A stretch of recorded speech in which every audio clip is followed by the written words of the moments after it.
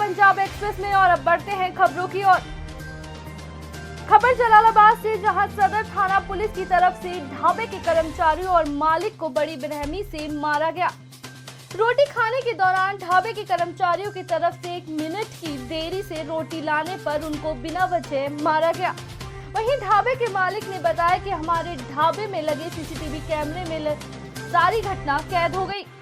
CCTV कैमरों में कैद हुई तस्वीरें और वीडियो में साफ दिखाई दे रहा है कि किस तरह से पुलिस मुफ्त में रोटी खाकर ढाबे के कर्मचारियों और मालिकों के साथ पिटाई कर रहे हैं। वहीं अब देखना ये होगा कि पुलिस की तरफ से सरेआम की गई ढाबे में गुंडागर्दी के खिलाफ पुलिस के उच्च अधिकारी कितने समय में पुलिस कर्मचारियों के खिलाफ कानूनी कार्रवाई करते हैं या नहीं।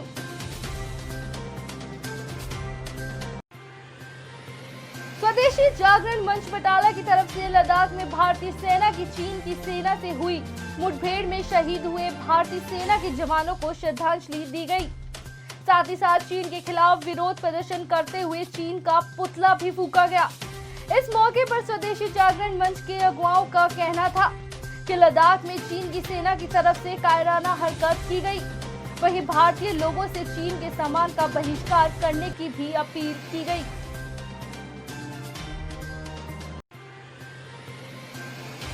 जालंधर पुलिस कोविड-19 से लड़ने के लिए बॉलीवुड अभिनेता अक्षय कुमार ने 500 स्पेशल घड़ियां बांटी। वहीं ये घड़ियां कमिश्नर द्वारा स्पेशल समारोह में फ्रंटलाइन पर काम कर रहे मुलाजिमों को बांटी गई। वहीं इस घड़ी में बॉडी टेम्परेचर और अन्य मेडिकल चेकअप करने की भी सुविधाएं उपलब्ध है। खबर अमृतसर से, जहां सरकार की तरफ से निजी अस्पतालों की दरों को तय किया जाएगा। पंजाब के चिकित्सा, शिक्षा और अनुसंधान मंत्री श्री ओपी सोनी ने कहा कि पंजाब सरकार कोविड-19 रोगियों की सुविधा के लिए निजी अस्पतालों की दरें को तय करने जा रही है, ताकि कोई भी अस्पताल अवसर का अनुचित लाभ न ले सके। वहीं विस्तृत बैठक के बाद प्रेस से बात करते हुए मंत्री ओपी सोनी ने कहा कि पंजाब के सरकारी अस्पतालों में कोविड-19 के इलाज के लिए सभी दवाएं, सुविधाएं और कर्मचारी हैं। लेकिन भले ही कोई निजी अस्पताल में इलाज कराना चाहता हो, इसलिए सरकार को इस पर होने वाले खर्च पर ध्यान देना चाहिए और निजी अस्पतालों की दरें तय होनी चाहिए।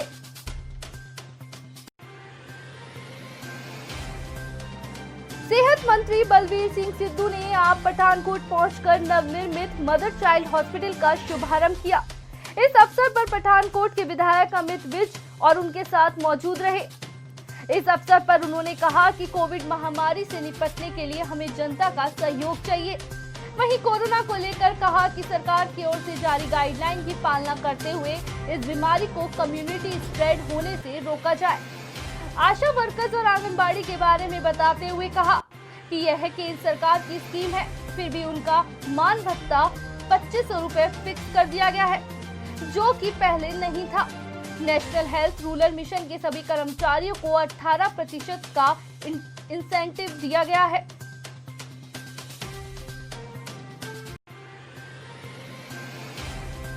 पंजाब पुलिस ने गुरुवार रात एक और आतंकवादी समूह का भांडाफोड़ किया, जिसमें 2 कथित खालिस्तानी कार्यकर्ताओं को उनके पाकिस्तानी समर्थकों और हैंडलर्स के इशारे पर कई आतंकवादी हमले करने के लिए गिरफ्तार किया गया। ये खालिस्तानी उथल पुथल मचाने की तैयारी कर रहे थे। उनके पास से एक जर्मन निर्मित MP उप मशीन गन, एक 9 mm की पिस्तौल, 4 मैगजीन और संगीत, बातचीत, संदेश, फोटो आदि युक्त 2 मोबाइल फोन बरामद किए गए। आज दोनों को अमृतसर की अदालत में पेश कर 10 दिन की रिमांड पर ले लिया गया है।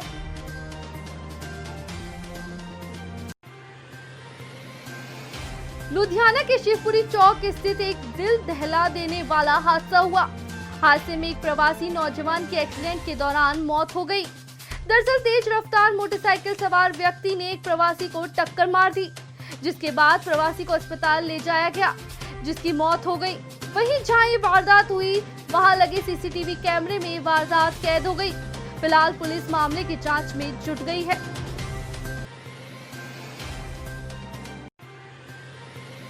जिला होशियारपुर की मोदियाल टाउन पुलिस द्वारा शहर के मुख्य चौक बाजारों में मास्क वितरित किए गए।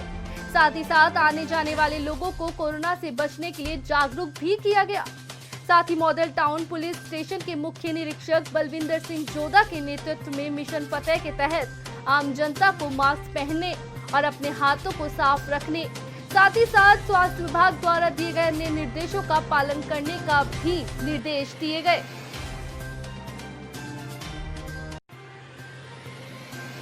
कोरोना महामारी के बढ़ते हुए केसों को देखते हुए पंजाब में अब पिछले शनिवार से वीकेंड पर लॉकडाउन लगाया जा रहा है। वहीं शनिवार और रविवार के दिन लॉकडाउन रहेगा। वहीं शाम 5 बजे तक दुकानें खुलेंगी और रविवार को पूरा दिन बाजार बंद रहेंगे। वहीं जरूरी वस्तुओं की दुकान को खोलने की इजाजत होगी। वहीं पुलिस अधिकारी ने बताया कि हम लोगों को जागरूक कर रहे हैं कि वे मास्क लगाकर रखें और सोशल डिस्टेंसिंग का पालन करें।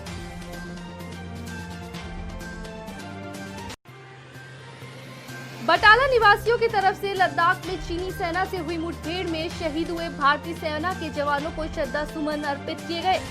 वहीं इस मौके पर बटाला निवासियों का कहना था कि चीनी को सबक सिखाने के लिए चीनी सामान का बहिष्कार करना चाहिए, क्योंकि ऐसा करने से एक तरह से हम अपने देश की सेना की मदद करते हुए दिखाई देंगे।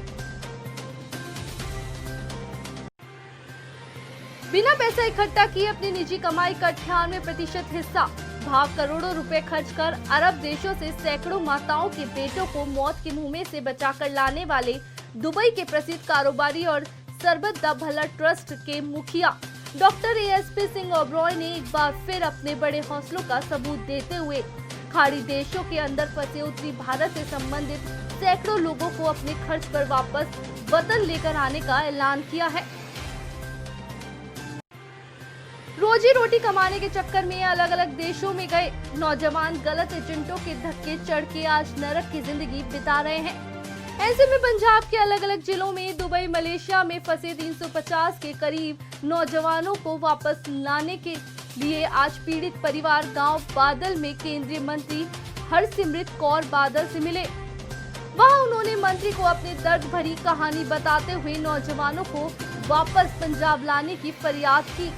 इस मौके पर केंद्रीय मंत्री हरसिमरत कौर बादल की तरफ से इन लोगों को भरोसा दिलाया गया कि उनकी देशों की सरकारों से बात करके नौजवानों को जल्द अपने देश वापस लाने की कोशिश करेंगे। इंडियन मेडिकल एसोसिएशन मानसा द्वारा आयोजित की गई बैठक में पंजाब सरकार की ओर से लागू किए गए क्लिनिकल एस्टेब्लिशमेंट बिल का एसोसिएशन के अंतर्गत आने वाले प्राइवेट डॉक्टरों ने विरोध करते हुए इसे नकार दिया। एसोसिएशन के सदस्यों ने इसे डॉक्टर एवं आम जनता विरोधी बताते हुए 23 जून को सुबह 6 बजे से रात 8 बजे तक अपने अस्पताल बंद रखने का ऐलान किया है। वहीं डॉक्टरों ने आपातकालीन सेवाएं भी नहीं देने का फैसला लिया है। मोगा में विश्व योगा दिवस पर योगा कराया गया, जिसमें सोशल डिस्टेंस का खास कर ध्यान रखा गया।